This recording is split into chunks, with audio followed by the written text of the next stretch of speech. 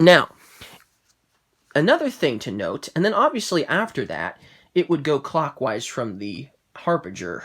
So, like, clockwise would be obviously the player to my left. They would go and they would ecos their cards if they had a card that they ecosed, and then obviously so on, and obviously so on like that. So that's basically how that would work. It would work in a clockwise rotation from the harbinger to the other players in that particular order of who would get to activate their ecos cards. Now, another thing is this dial has some abilities on it, and so if a player was able to rotate the dial and activate one of these abilities, they would do that after the other players ecos their cards. So this player would not be able to do their ability until the other players had ecos their cards, if any of the players had actually done so, obviously. So that's how that would also work.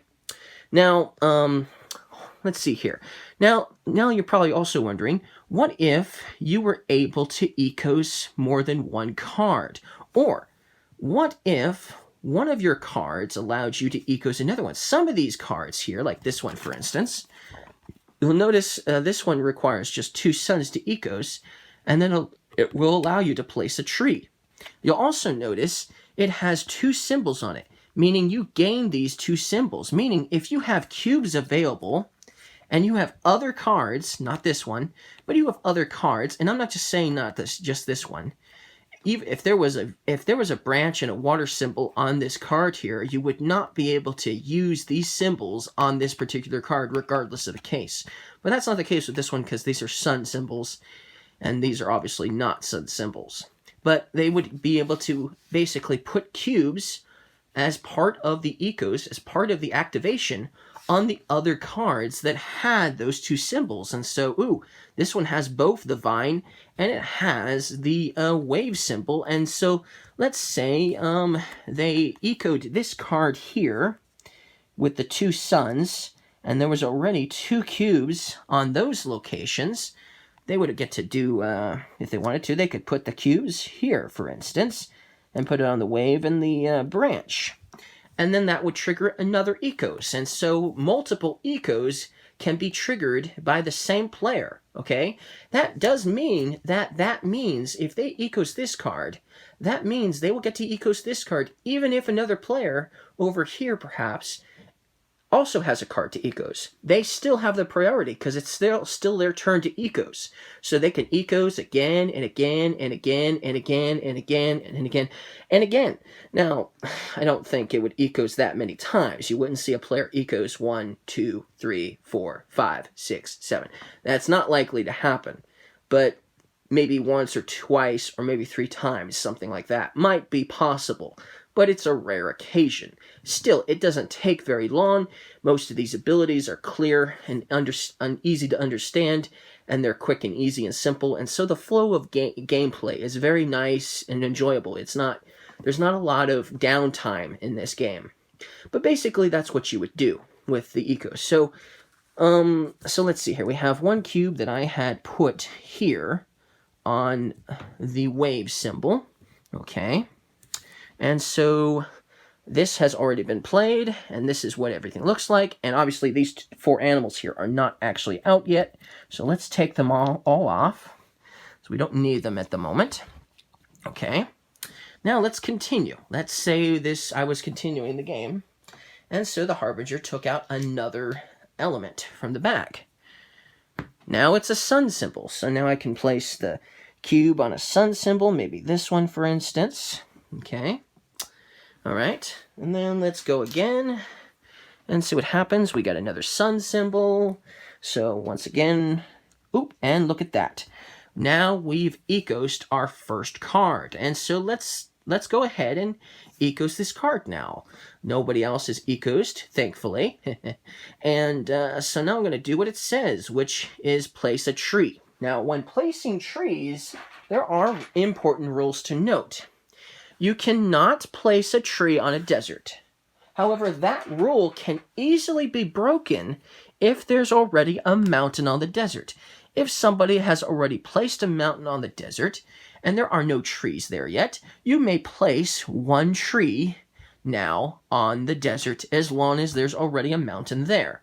Otherwise, you cannot place this is not allowed. So you would not be able to do that. However, you can place a tree in a grassland. That's allowed. So therefore, that is an acceptable placement, obviously. That is very acceptable, placing the tree right there, obviously. Now, if there's also a mountain on the grassland, that means you actually can place 2 trees in the grassland. If there is a mountain in a grassland, you can have up to 2 trees on it. Now, if, like I said, even if there's a mountain in a desert, you can still only have 1 tree in the desert regardless. But that's basically the placement rules and limits for the mountains and the trees. But let's just say that's the case, that I was able to place this tree here, and so we'll place it right there as the demonstration and continue on. Okay, now I get these 2 symbols here. Now another thing you'll do is once you ecos a card, you'll immediately take these cubes off of the card and place them back into your little pool here of action cubes. Then I would also activate this part of the card, which is gain a branch and a wave symbol. Now, I don't have any wave symbols currently, but I do have that branch symbol right there, so I would get to place another cube right now onto this card as an additional gain effect for this ecos. Now, once the card has been fully resolved, then you will rotate the card in this direction, clockwise, just like the dial. You'll rotate it clockwise. And so you'll notice now there's 3 leaves here. You'll keep rotating it until you've run out of leaves, obviously. So that means that this card here can be ecosed 4 times, a maximum of 4 times. That's what that means. Okay, so let's continue on. Let's say we're continuing this game. And now we've got grass, so I can place 1 on grass. So you know what? I'll place this one here for the grass. And we'll get another element stone here. And it's another wave symbol. Oh, I don't have any more wave symbols. So we'll rotate the dial clockwise 1. And there's nothing here, so nothing else happens. So let's draw another stone from the back. It's a vine. Oh, I don't have any branches or vines.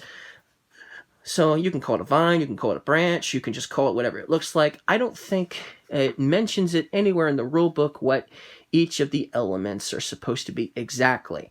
So you can call it a branch, you can call it a vine, but obviously I don't have any of those, so I will then rotate the dial. Now you'll notice there is an ability here on the dial.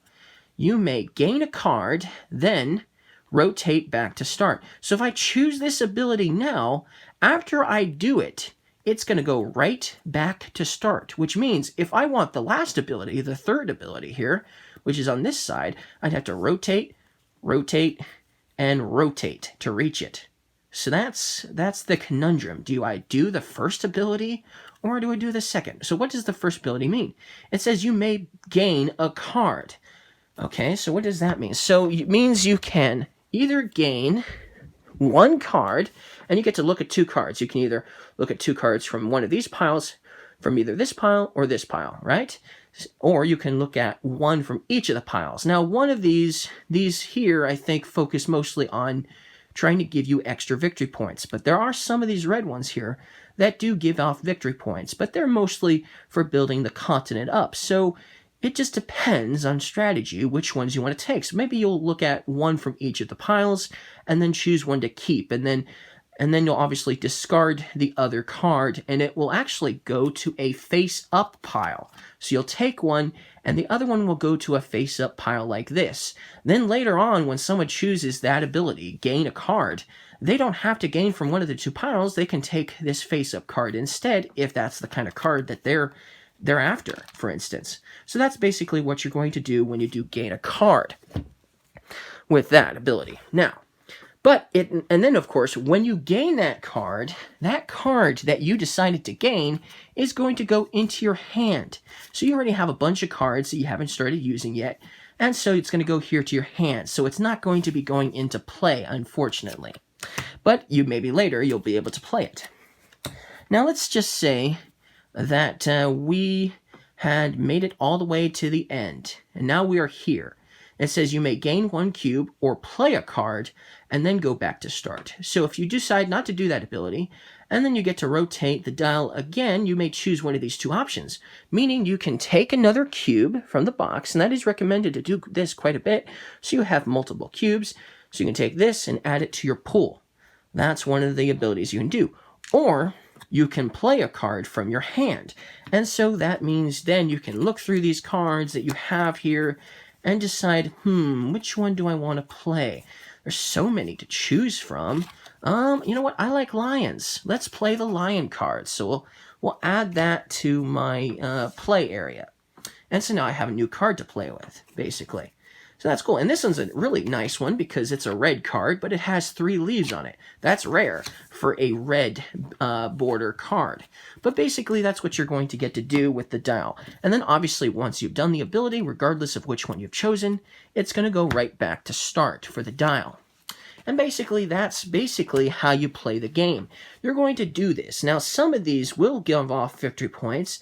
This one here is one of the ones that will give you 3 victory points every time you complete it. And there is a score, basically a scoreboard. And you can play to 60 points or you can play to 80 points. 60 points for a shorter game, 80 points for a longer game. And it does go up to 100 points, so you can play even longer than 80 points. But basically, you're going to try to get victory points as many as you can.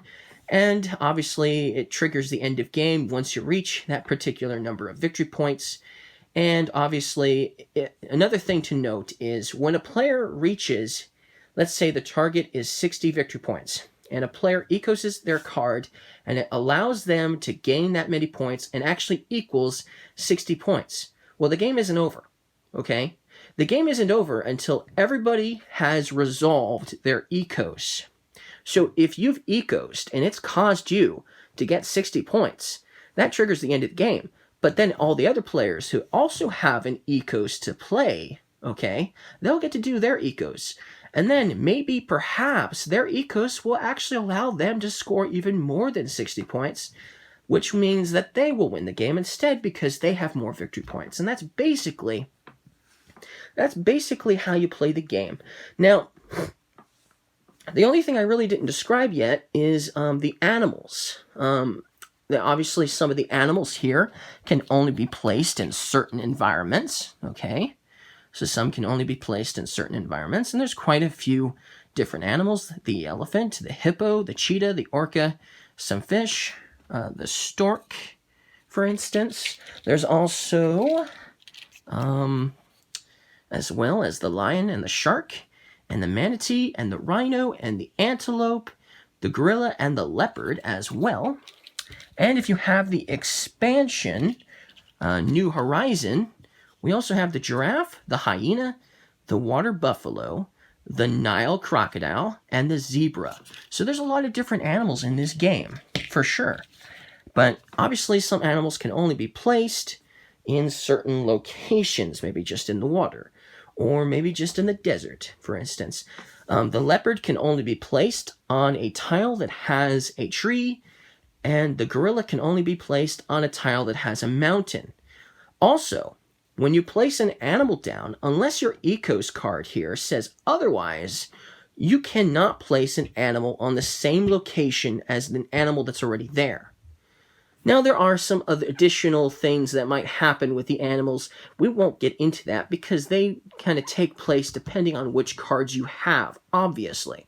But there is one other thing I did not mention. So let me just really quickly find what I am looking for to explain. Here we go. When the Harbinger draws this here, this is the wild symbol. When this is drawn, a player may choose to put a cube on any symbol of their choice. It does not matter. They can put it on the sun, they can put it on something harder, like maybe the branch, for instance, but they can do that, which is really nice. But then after all of the ecoses have been resolved, if there's any at all of these stones here, including the one that was just drawn with this wild symbol on it, they're going to be collected and they're going to go back into the bag once again. So that's what's going to happen.